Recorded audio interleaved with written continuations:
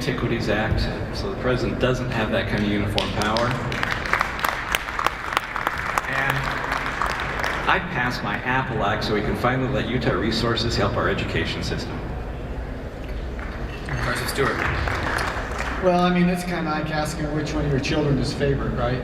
Because I agree here and I agree there, and I think they would both be enormously important. I would just maybe add one, and that is some meaningful reform with NEPA or with ESA, Endangered Species Act.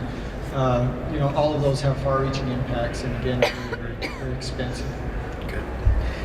I just wanted to say that when you say, why would we ever slow down energy development, the whole moral question, I just want to bring up the recreation economy. That outdoor recreation is a super job builder in Utah, and not just in the tourism industry, but in attracting the knowledge economy people like engineers and software folks and architects that are now coming to Utah because we have this awesome recreation. So one of the concerns the outdoor industry has, and one of the reasons they like NEPA, is because it slows down the infringement of resource extraction on outdoor recreation assets. But we could work a deal. I saw another hand back behind there.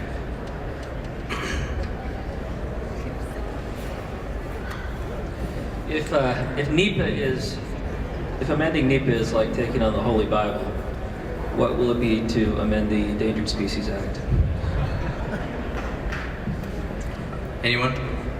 Well, it's kind of like asking, do you want to amend the Old Testament or the New Testament? They're both scripture. I mean, endangered species is an integral part of that, and it's very, very difficult to do as well. And you know, if I could address your comment as well, and I don't think any of us would disagree with that. We recognize that there's multiple industries that that are affected by environmental policy in one form or another, and we would want to support those industries. And I think the idea of multiple use is something that would apply in this case. I don't want to go put drilling rigs in Zion's National Park, of course, to use an absurd example. And I think Utah actually has done a pretty good job. There's some models there, the Southern Utah associations and some others, where they've brought the different parties together and have had some pretty good success in finding common ground. Any other comments? I do think that's important to emphasize that we're not looking at a binary set of options here. Not with regard to recreation, not with regard to endangered species. I don't know of any energy developers who want to drill at Arches National Park or Zion's, and I don't know any who want any species to become extinct. The question is how we best preserve both of those interests. And it can be done, but we have to want to make it be done. And that's why I don't think we have to approach this from the standpoint that we have to give up one in order to preserve the other. I think we can have both. I think we have time for one last question. Anyone else? I guess we're on this side of the... So raise your hand if you...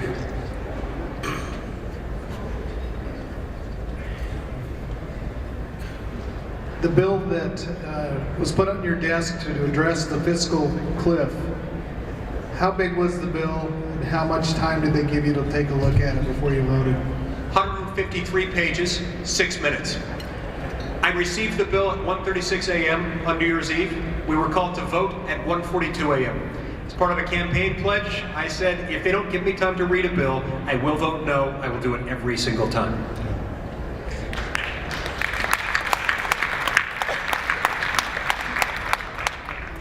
Maybe one more. That was a quick answer. One more back there, and then we'll wrap it up with this.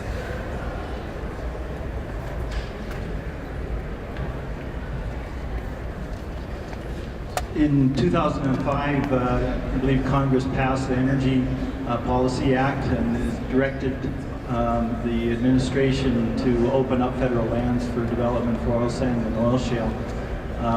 And I know that this is an issue that I've heard Congressman Bishop speak about relative to the great amount of lands that are in Utah that are federal lands as far as resource development goes. And I'd like to understand your opinion relative to making those lands available, the fact that the administration has not done so 8 years later. So you've heard the question about EPACT and its provisions on oil shale and oil sands. delays. What's the latest? I think would be a good way to summarize.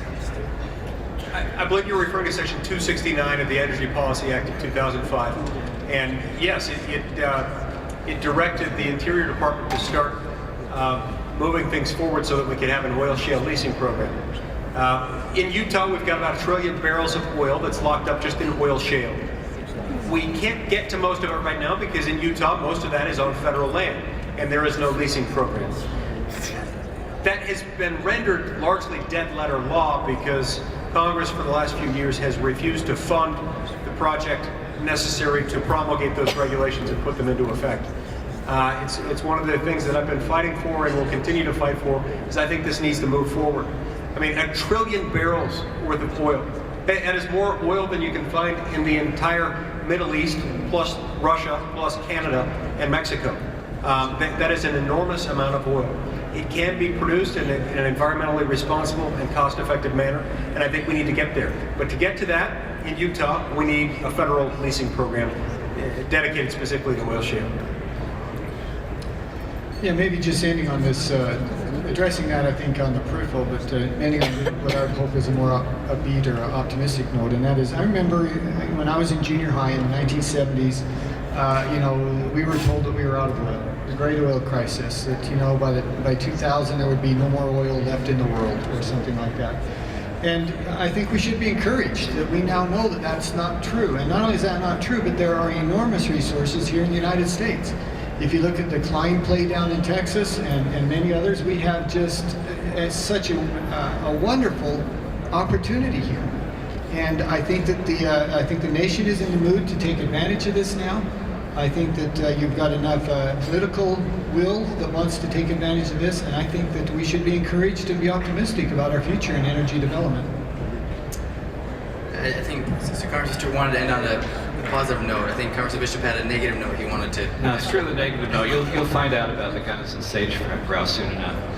Let me say something very positive right here. This is what the positive element still has to be. And it goes back to what you're talking about. Yeah, there was a 2005 bill, and it was a good bill. It wasn't a perfect bill, but at least it started us in a direction. We've also seen a 75% reduction of on-land opportunities reduced in the last couple of years because we have people that move in a different direction. Here is the bottom line. The problem we have in the United States today is that the infrastructure we have, the Department of Interior, the Forest Service concept, were all entities that were organized to solve problems that we haven't seen in the last 50 years.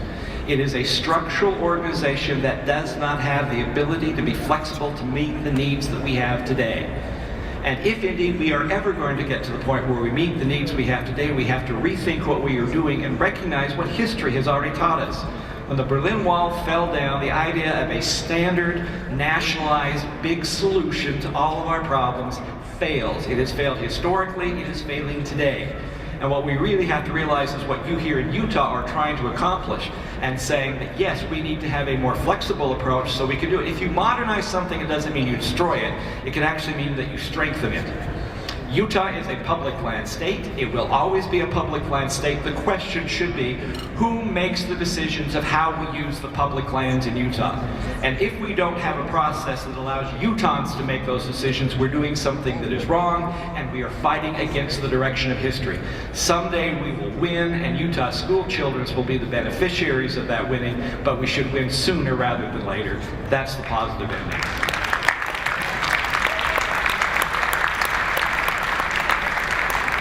Thank you. I want to express my appreciation of the governor and the state for your time. I know you've been incredibly generous with your time, both in the preparation as well as the logistics and getting here and staying here today for a period of time. Please join me one last time in thanking the delegation, and then the panel will start immediately after this. Just go back to the rooms and the next sessions will begin. Thank you.